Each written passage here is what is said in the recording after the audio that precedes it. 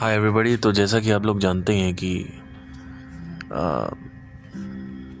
अभी अगर आप एक पैटर्न देख रहे होंगे, स्पेशली ध्रुवव्रती के, अगर आप चीज़ें फॉलो करते हो तो कई लोगों ने अभी उनको फॉलो करना चालू किया है। और मैं किसी पॉलिटिकल पार्टी का समर्थक नहीं हूँ, पर कुछ चीज़ें आगे बढ़ने से पहले बताना चाहूँगा कि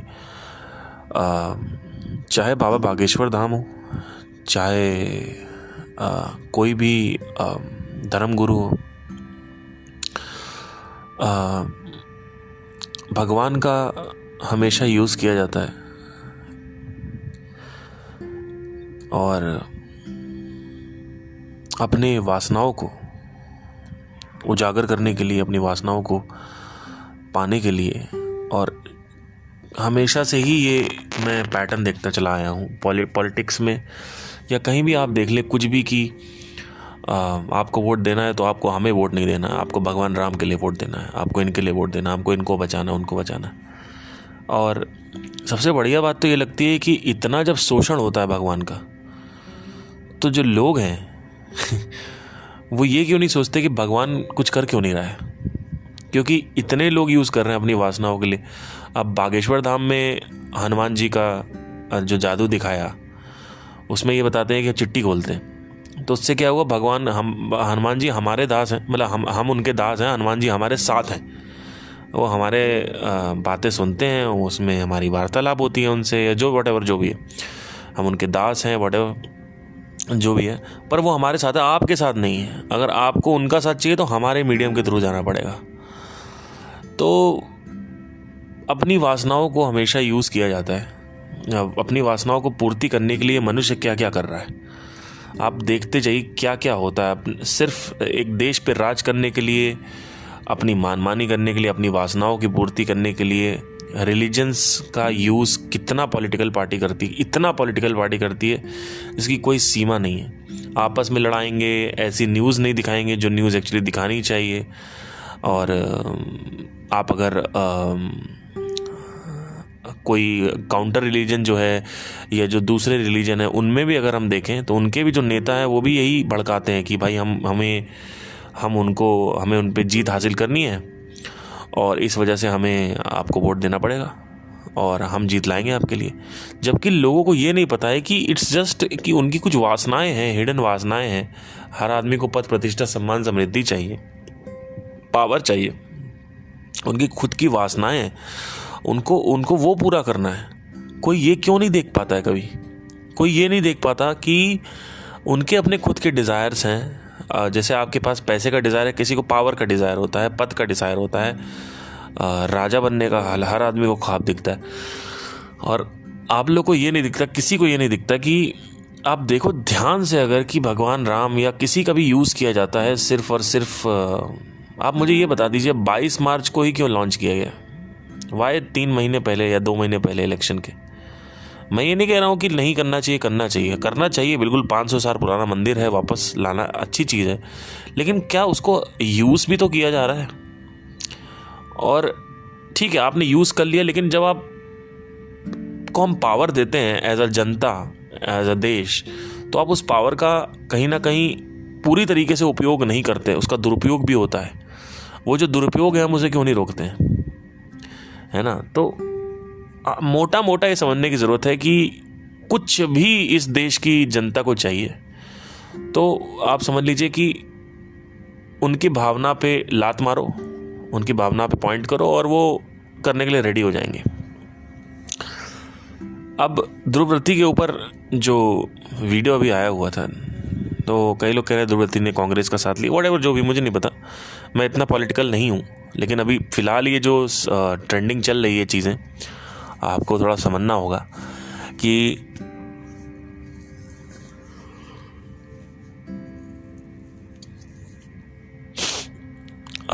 आपको थोड़ा समझना होगा कि लोग हमेशा ना डिसीजन इमोशनली लेते हैं, लॉजिकली नहीं लेते। और ध्रुवव्रती जो कर रहा है वो फैक्ट्स दिखा रहा है, वो ऐसी ऐसी चीज़ दिखा रहा है जो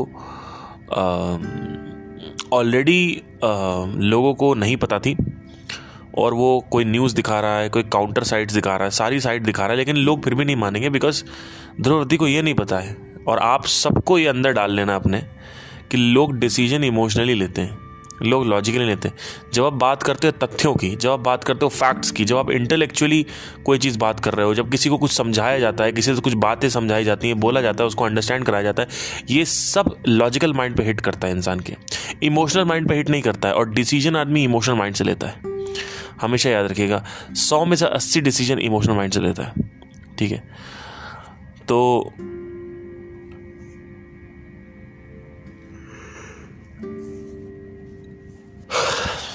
एक बड़े अच्छी चीज़ थी जो एग्जाम्पल आपको देना चाहूँगा। अगर आप शादी में जाते हो तो आप फल नहीं खाते, आप पहले उठाते हो स्टार्टर, फिर आप उठाते हो डिनर।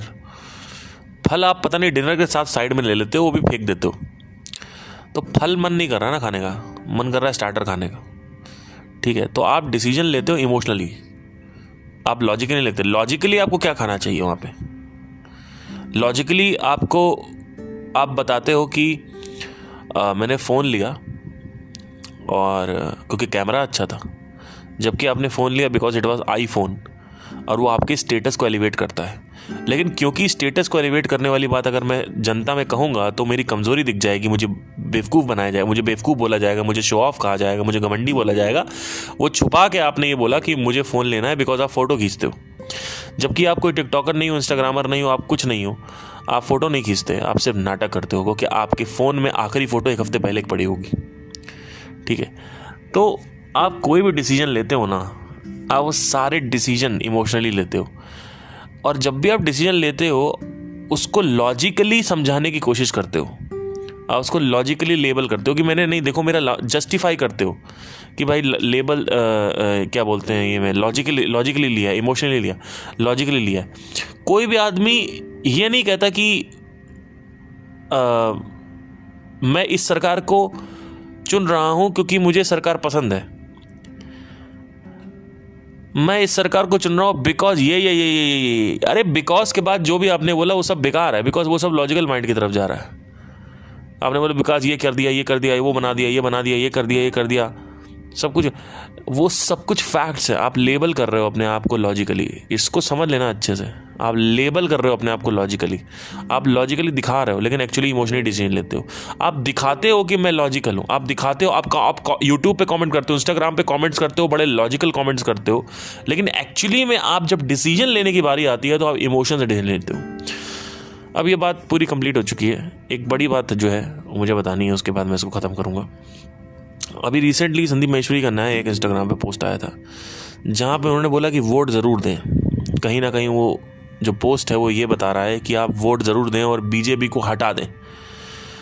ऐसा मुझे लगा उस पोस्ट को देख के कि हमें पोस्ट देना चाहिए, बिकॉज कई लोग नीचे भी कमेंट कर रहे थे कि actually he wants to us to tell us that you have to give the vote for the counter party, दूसरी पार्टी के लिए। ऐसा इसलिए बोला होगा संदीप महेश्वरी ने, जहाँ तक मैं समझ पा रहा हूँ इसको। विवेक बिंद्रा ने कहीं ना कहीं कुछ, हो सकता है, मैं इसको गलत नहीं बोल रहा हूँ, किसी जज को या किसी को खरीदने की कोशिश करी होगी, और कहीं ना कहीं जो अभी करंट सरकार है, करंट गवर्नमेंट है, उसका साथ लिया होगा।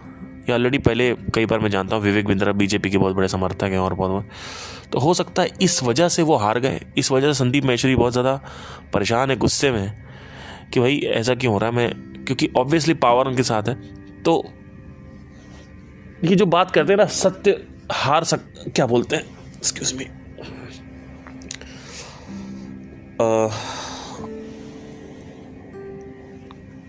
सत्य परेशान हो सकता है पर पराजित नहीं हो सकता।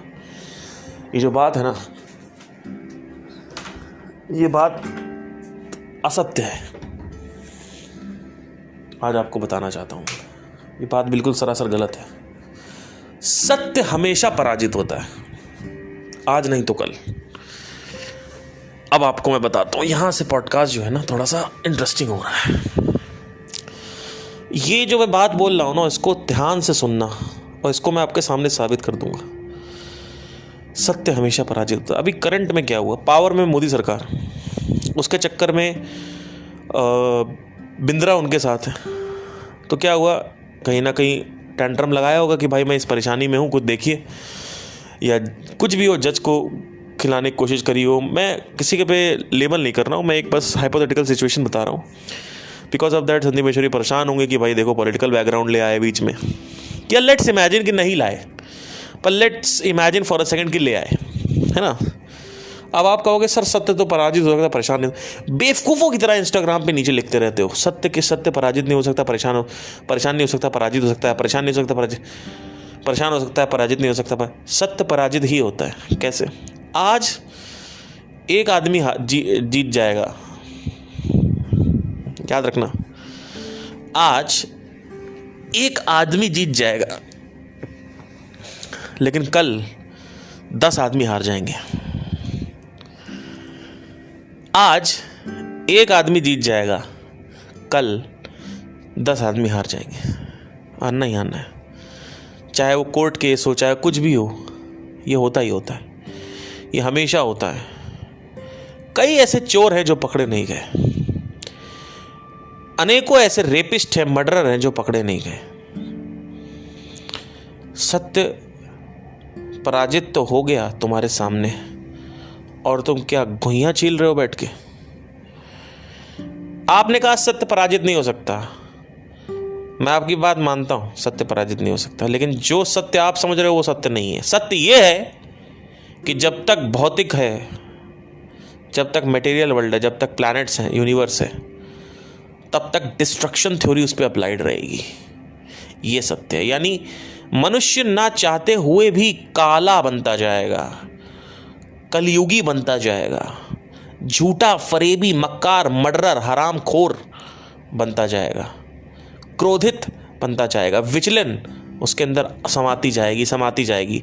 और जब विचलन समाती है किसी के अंदर क्रोध जब समाता है, तो वो आदमी गलत काम ही करता है, वो कभी भी सत्य काम नहीं करता। और यही सत्य है, सत्य ये है।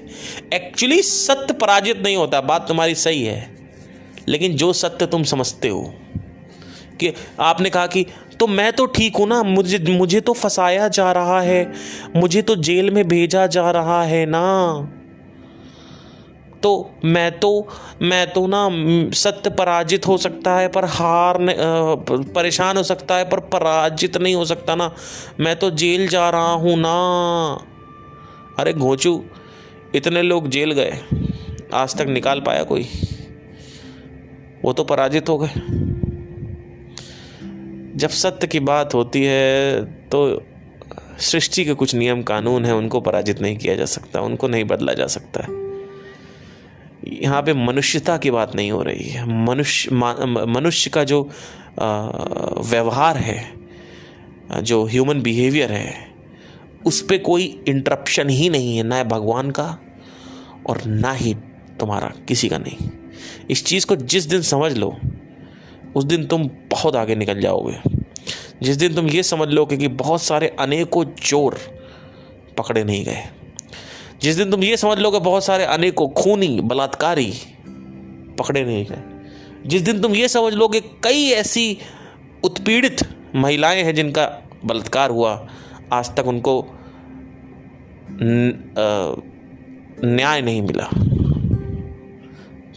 उस दिन तुमको समझ में आएगा,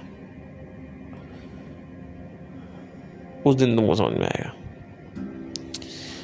अब इसको थोड़ा सा समझने की कोशिश करना, कभी भी बैठना तो इसको समझने की कोशिश करना कि सत्य परेशान हो सकता है और सत्य पराजित भी हो सकता है, बशर्त है कि प्लानिंग अच्छी हो। अगर प्लान अच्छा है ना किसी को फंसाने का तुम्हारा, तो सब कुछ हो सकता है। अगर कोई आदमी चाह ले, अपनी पूरी अटेंशन लगा दे कि तुम्हें फंसाना है, तो तुम्हारा सत्य पराजित भी होगा और मृत्यु शैया पे भी उतरेगा, मौत के घाट उतार दिया जाएगा उसको।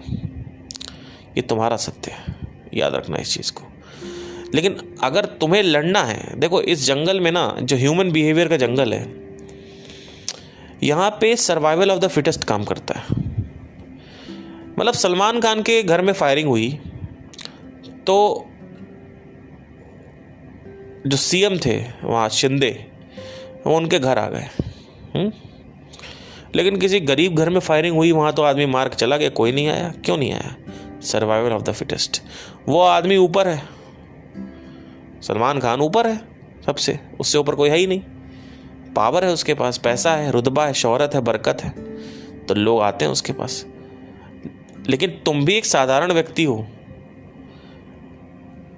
अगर तुम नेचर की दृष्टि से देखोगे तो तुम्हारे और सलमान खान में कोई डिफरेंस नहीं है। लेकिन जब तुम इस दुनिया की दृष्टि से देखोगे, यानी भौतिक दृष्टि से देखोगे, तो तुम्हारी मूल्यता सलमान खान के आगे कुछ नहीं है। क्यों? क्योंकि तुम्हारे पास ना ही पद प्रतिष्ठा है, ना सम्मान है, कुछ नहीं है तुम्हारे पास। तो तुम्हें फंसाया जा सकता है, तुम्हें बलात्कारी बनाया जा सकता है, तुम्हें खूनी बनाया जा सकता है। वहां पे सत्य पराजित नहीं होगा, वहां पे सत्य हार जाएगा। तो सत्य को हराया भी जा सकता है। इस देश में, इस दुनिया में वासना का खेल चलता है। जो जितनी अधिक वासना लगाएगा तुम्हारे ऊपर, उतनी ही अधिक वासना काम करती है। अगर कोई सोच ही लेगा कि भाई तुम्हें फंसाना है और अपनी पूरी एनर्जी, सारा एफर्ट्स लगा रहा है तुम्हें फंसाने में, तो फंसा ले जाएगा।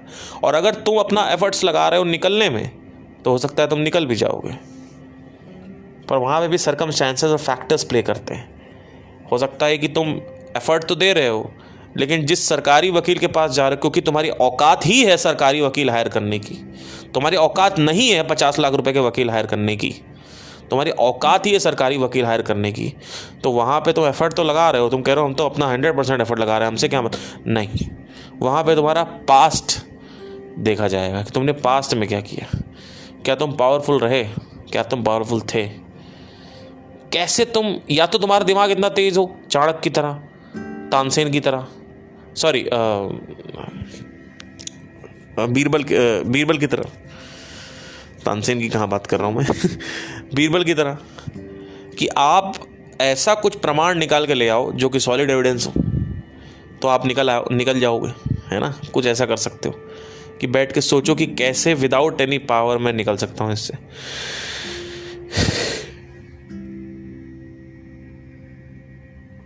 तो सत्य पराजित भी हो सकता है, जिसकी वासना ज़्यादा होगी।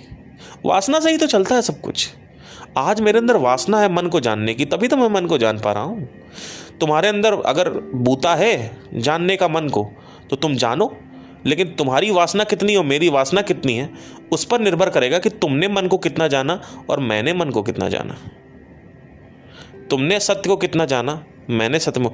तुमने आत्मा को कितना जाना, मैंने आत्मा को कितना जाना। तुम्हारे अंदर अगर बूता है, अगर तुम्हारे अंदर ये औकात है, ये पोटेंशियल है कि मेरे बराबर वासना लेके आ सकते हो, तो तुम भी मेरे बराबर करोगे या मेरे से ऊपर करोगे। और वासना का सबसे बड़ा मित्र जो है वो है ध्यान। जिस आदमी के पास ध्यान नहीं है, उस आदमी को अपनी वासना नहीं निकाल पाएगा वो। उसकी जो वासना है वो बस तमस की निकलेगी, ऑटोमेटिक। तमस की वासना जो होती है वो ऑटोमेटिक होती है, वो स्वचालित होती है, उसमें कुछ करने की जरूरत नहीं है। अपने आप पैंट के अंदर हाथ जाएगा, अपने आप तुम्हारा वीर बाहर आ जाएगा, अपने आप तुम्हारा बोतल में हाथ चला जाएगा, अपने आप तुम दारू पी लोगे, अपने आप तुम सिगरेट फूंक डालोगे। तुम्हें कुछ करने की आवश्यकता नहीं है। ये निचले तल की वासना है।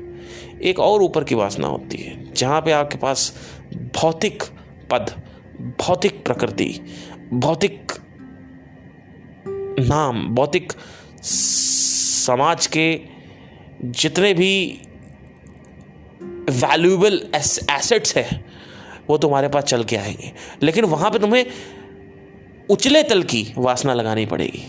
वासना वही है, वासना चाहिए, वासना के बिना ये दुनिया है नहीं। और जिस व्यक्ति को वैराग्य प्राप्त हो जाता है, उस व्यक्ति को वासना को मेंटेन करना बहुत बड़ा मुश्किल हो जाता है, क्योंकि वैराग्य के बाद कुछ करने का मन नहीं करता, सब अपने आप छूट जाएगा, कुछ करने का मन ही नहीं करेगा, सब बेकार हो जाएगा, सब कुछ नेति नेति नेति नेति, सब बेकार, सब कुछ व्यर्थ लगेगा, सब कुछ अर्थहीन लगेगा, सब कुछ कूड़ा करकट की तरह समाने लगेगा। तो ये एक कॉन्फ्लिक्ट क्रिएट होता है और इसी कॉन्फ्लिक्ट में मैं फंसा हुआ हूँ। ऑल्दो मैं बाहर हूँ, मेरे पास कुछ ऐसी चीज़ें हैं जिनकी वजह से मुझे लगता है कि एक तरीके से मैं फाइटर भी हूँ, बट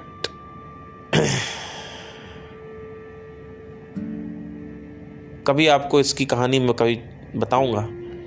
बट एनीवे, आज जो कुछ भी मेरे जीवन में प्रॉब्लम्स हो रही हैं वो सिर्फ़ और सिर्फ वैराग्य की वजह से हो रही है। और जिस व्यक्ति को वैराग्य प्राप्त हो जाता है उसको सब कुछ प्राप्त हो जाता है, लेकिन सब कुछ प्राप्त नहीं होता। जीवन में संघर्ष बढ़ जाता है, लेकिन उसको भी हैंडल करना एक बहुत ही बड़ा काम होता है, बहुत ही बड़ी उपलब्धि होती है मेरे हिसाब से। उसको हैंडल कर पाना, उसको नियंत्रित कर पाना बहुत बड़ी उपलब्धि होती है मेरे हिसाब से। अगर आप कर पाते हो उसको कि वैराग्य में रहते हुए आप उन चीज़ों पर भी ध्यान दे सको जो चीज़ें आवश्यक हैं आपके जीवन के लिए, तो आपका वैराग्य, उस वैराग्य पे आप नियंत्रण पा जाते हो। और वैराग्य से विपरीत जाने के लिए, नियंत्रण में जाने के लिए, वैराग्य का नियंत्रण करने के लिए, उसका वश में लाने के लिए, उससे विपरीत जाने के लिए वासना का होना बहुत आवश्यक है। अगर जीवन में वासना नहीं है तुम्हारे, तो ये जीवन सिर्फ और सिर्फ अर्थहीन बन के रह जाएगा। क्योंकि करोगे क्या? 70 साल तो बचा हुआ है अभी, करोगे क्या 70 साल के जीवन में? कुछ नहीं। इसी वजह से लोग प्रश्न उठाते हैं, सर हमें 4-5 साल हो चुका है आत्मज्ञान में स्थित हुए, अब हमारा कुछ करने का मन नहीं कर रहा, क्या करें? कुछ नहीं करेगा। सारे तुम्हारे जो लक्ष्य हैं, इसमें देखिए, इसमें जो बातें जो ये लोग करते हैं ना, इसमें से 99% लोग तो फेक होते हैं। क्यों? क्योंकि अंदर ही अंदर उनको गाड़ियाँ देख के, गाड़ियाँ, पद प्रतिष्ठा, सम्मान, है ना, कोई पद मिल जाए, सिंगर बन जाऊँ, ये बन जाए, अंदर अंदर उनको खाता रहता है वो। लेकिन वो बातें ऐसे करते हैं कि हमें वैराग प्राप्त हो गया, हमें तो कोई मतलब ही नहीं। जबकि फॉर्च्यूनर देख रहे हैं, अट्रैक्ट हो रहे हैं, रेंज रोवर देख रहे हैं, अट्रैक्ट हो रहे हैं, काश मेरे पास भी होती। उनके अंदर विशेष हैं, उनके अंदर इच्छाएं, उनके अंदर डिज़ायर्स हैं, बट वो कहते नहीं हैं। उनकी, मैं समझ सकता हूँ उनके दिल पे क्या बीतती होगी, बट 99% लोग झूठे होते। जो 1% होते हैं उनकी समस्या से मैं समझ सकता हूँ और कोई नहीं समझ सकता। जो व्यक्ति चाहते हुए भी कुछ नहीं कर पा रहा हो, उस व्यक्ति की क्या हालत होगी आपको पता नहीं इस दुनिया में। बट एनीवे, सत्य जो है ना दोस्तों, उसको हराया जा सकता है। अगर कोई वासना बना ले सत्य को हराने की, तो सत्य को भी हराया जा सकता है। तो भौतिक जगत में रहना है तो वासना होनी चाहिए, वासना जीतेगी। भौतिक जगत में वासना जीतती है और आध्यात्मिक जगत में वैराग्य जीतता है। ये दोनों ही पोल्स अपार्ट हैं। It's like 2 opposite sides, south pole north pole की तरह, दोनों अपोजिट, टोटली अपोजिट साइड होते हैं। और ये आप सोच भी नहीं सकते, इनसे लड़ने के लिए आपको दोनों की ही आवश्यकता है।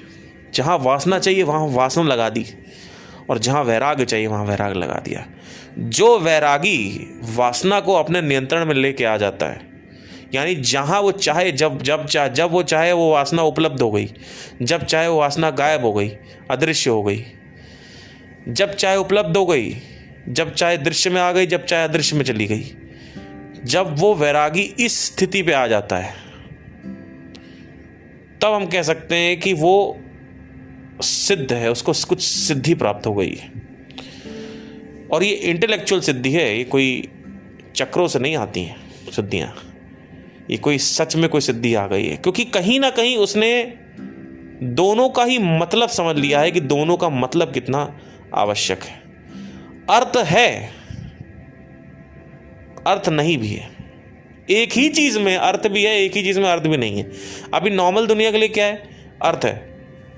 लेकिन जो एबनॉर्मल लोग हैं, यानी जो आत्मज्ञानी हैं, उनके लिए अर्थहीनता है। सबके लिए अर्थ है उनके लिए, बट इस स्टेट की जो मैं बात कर रहा हूँ, इस स्थिति की जो मैं बात कर रहा हूँ, यहाँ पे अर्थ भी है और अर्थहीनता भी है। तो पावर में जो होगा ना, अगर उसके आप साथ में हो तो वो सत्य को भी पराजित कर सकता है। लेकिन जो सत्य तुम मानते हो वो तो सत्य ही नहीं है। सत्य तो काला है, सत्य तो काल है, सत्य तो ब्लैक है। सत्य सफेद कब से हो गया? सत्य सफेद है ये तुम्हारा वहम है, भ्रम है तुम्हारे। सत्य सफेद नहीं है। गॉड लाइट नहीं है, गॉड डार्कनेस है। The ultimate reality of this universe is darkness. वो तो बीच में स्टार आ गए, बीच में चमकने लग रहे हैं, वो तो minus the star the only black universe remains. The only energy, the science is telling right now that the only energy, the highest peak of the energy we have found is dark matter, which is like 98% of the universe is made up of dark matter, which is not been studied till now. They don't know anything about the dark matters. Only 2% is made by this the opposite of that dark matter. I don't know what it is called, maybe light matter, whatever, or matter, just matter, right? This positive matter, एक कहानी बताऊंगा फिर इसको खत्म करता हूं। Because of this positive matter, people are so loving. Oh, you could putu. They are going for the cuteness. They are accepting cuteness, but they are not accepting monsterness. यानी राक्षसपना। They don't accept the devil, they accept the God. They accept the cuteness of the puppy, but they don't accept the worstness of the crocodile or the snake. They don't like the snake. People don't. They like dogs. एक बड़ा अच्छा अभी story है। I was watching Tom and Jerry. मैं देख रहा था, बड़ी अच्छी चीज उन्होंने नोटिस करी कि पूरी की पूरी टॉम एंड जेरी के बहुत सारे एपिसोड्स देख चुका हूँ मैं। अभी दोबारा देखा हूँ, पहले बचपन में देखता था पर अब दोबारा देखा हूँ बिकॉज दृष्टि थोड़ी अलग है।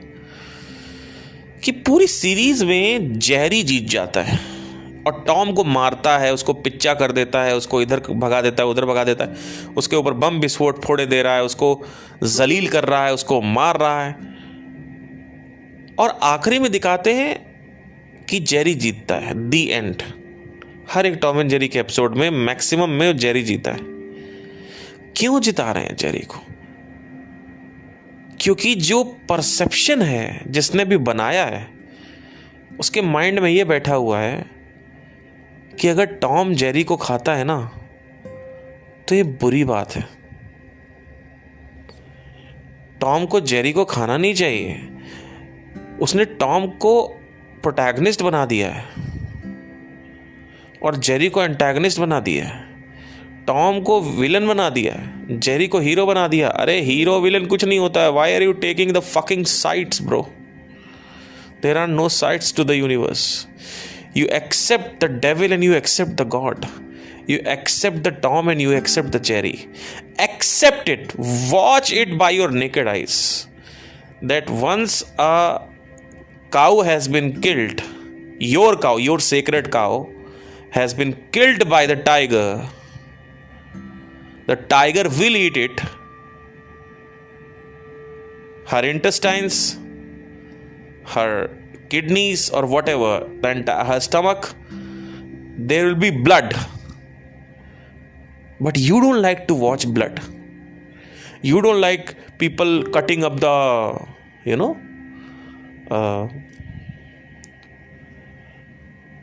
stomach of the cow. You like to watch cutting. That is bearable. वो झेलने लायक है कि आप पेड़ को कटते हुए देख सकते हो, बट गाय का पेट फट रहा है, उसको क्यों नहीं देख पा रहे हो? बिकॉज तुम्हारे माइंड में वो 98% जो डार्क मैटर है ना, वो घुसा नहीं है। तुम सिर्फ 2% पकड़ के बैठे हुए हो। सुबह सूर्य प्रकाश, सूर्य नमस्कार करते हो, रात में अंधेरे को नमस्कार क्यों नहीं कर रहे हो? तुम्हें अंधेरे की मूल्यता पता है? लाइट जला देंगे सो नहीं पाओगे। आज अंधेरा इस वजह से सो पाते हो। सबसे बड़ा चैन, सबसे बड़ा सुकून तब तुम्हें मिलता है जब तुम आंखें बंद करते हो, सामने अंधेरा होता है। और अगर सामने अंधेरा नहीं होता, वो बाहर लाइट जल रही होती, तो आंखों में पट्टी बांधते हो, तकिया रख के सोते हो क्योंकि तुम्हें अंधेरा चाहिए। इस अंधेरे में तुम्हें सुकून मिलता है, शांति मिलती है, तुम्हें प्लेजर मिलता है, और उसको तुम नमस्कार नहीं करते, तुम सूर्य नमस्कार कर रहे हो। और सूर्य नमस्कार के अपने फायदे हैं, मैं समझता हूं, लेकिन तुमने अंधकार को नेगेटिव क्यों बनाया अपने माइंड में? तुमने टॉम को नेगेटिव क्यों बनाया? उस डायरेक्टर ने क्यों टॉम को नेगेटिव बना के पूरी दुनिया को दिखाया कि भाई टॉम अगर चूहे को खाता है, जो चूहा जो है, जो जेरी जो है गलत है, जेरी इसीलिए उसको मारेगा। क्यों मारेगा जेरी भाई? टॉम जेरी को खाए और जेरी भागे, जेरी अपना सर्वाइवल देखे, टॉम अपना सर्वाइवल देख रहा है। क्यों नहीं तुम सत्य दिखाया तुमने? क्यों हमारे माइंड में बचपन में डाला कि टॉम को हरा रहे हो? क्यों? टॉम काटेगा, उसको बीच से कुल्हाड़ी से काटने दो, देखो अपनी नंगी आंखों से देखो कि खून कैसे निकल रहा है जेरी के पेट से। देखना पड़ेगा तुम्हें। अगर तुम्हें सत्य की राह पे चलना है तो तुम्हें देखना पड़ेगा कि जब जंगली कुत्ते एक हिरन के बच्चे को खाते हैं तो जिंदा खाते हैं। तुम्हें वहाँ देखना पड़ेगा। वहाँ पे नेट जियो में वहाँ पे सफारी लेके लोग जाएंगे, टाटा सफारी और व्हाटएवर जो भी सफारी है कौन सी सफारी होती है ये, जंगल सफारी, वहाँ पे लेके जाएंगे। हो अरे जंगली कुत्ता खा रहा है, जिंदा ही खा रहा है। वो इसलिए जिंदा खाता है क्योंकि उनका एवोल्यूशन इसी वजह से हुआ है, उनका जो विकास है वो ऐसे ही हुआ है। बिकॉज अगर वो जिंदा नहीं खाएंगे तो बड़ा जो कोई जानवर है वो लेके चला जाएगा, इसलिए उस डर से उनको जिंदा खाना पड़ता है। वो जिंदा खाता है और हिरन के जिंदा रहते हुए हिरन की अंतड़ियां बाहर आ जाती हैं, छोटे हिरन की, और वो अंतड़ियां ले लेके एक एक कुत्ता ले लेके भागता है, एक एक कुत्ता लकड़ बग्गा लेके भागता है, एक कुत्ता लेके भागता है। क्यों? क्योंकि बिकॉज वो एवोल्यूशन ही वैसा हुआ है। लेकिन वो तुम नहीं देख पाते हो। तुम टाइगर के बच्चे देख रहे हो, तुमको टाइगर के बच्चे खिलाने हैं। क्यों? क्योंकि वो क्यूट है। तुमको क्रोकोडाइल से नफरत है, तुमको सेंटीपीड से नफरत है। तुम पागल हो। तुमको 2% जो वाइट मैटर है स्पेस में वो दिख रहा है, 98% जो डार्क मैटर है। सिर्फ और सिर्फ इस दुनिया में डार्कनेस जीतती है। आखिरी में डार्कनेस ही जीतती है, क्योंकि डार्कनेस ही है, उसके ऊपर वाइटनेस है, उसके ऊपर लाइट है, उसके ऊपर सूर्य है, उसके ऊपर ग्रह हैं जो चमक रहे हैं। चमक खत्म हो गई तो अंधकार को कोई फर्क नहीं पड़ रहा है। अंधकार खत्म हो गया तो चमक कहां रहेगी? सब खत्म हो गया।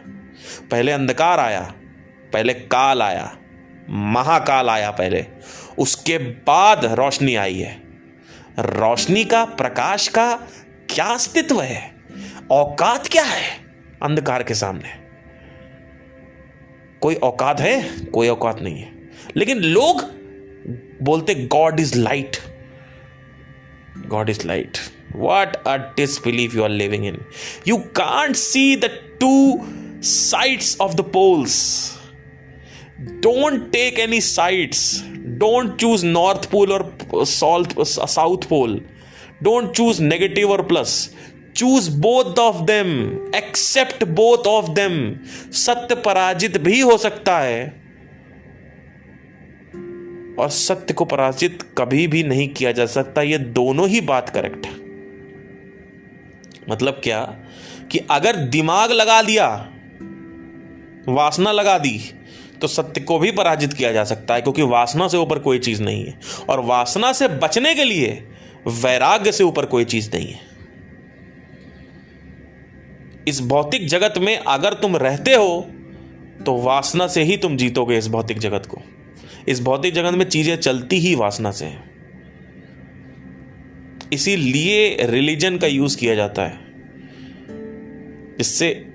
और मेरा कोई लिंक नहीं है किसी पॉलिटिकल पार्टी से, ना मुझे कोई इंटरेस्ट है, लेकिन जब मैं देखता हूँ ये पैटर्न मुझे समझ में आता है कि भगवान राम को कितना यूज़ करते हैं लोग, कितना यूज़ करते हैं, कहाँ कहाँ यूज़ करते हैं। और वो बेचारे भगवान आगे कुछ कहते नहीं है, क्यों नहीं कहते वो तो सत्य आपको सबको पता ही है। चलिए, thank you, take care, bye.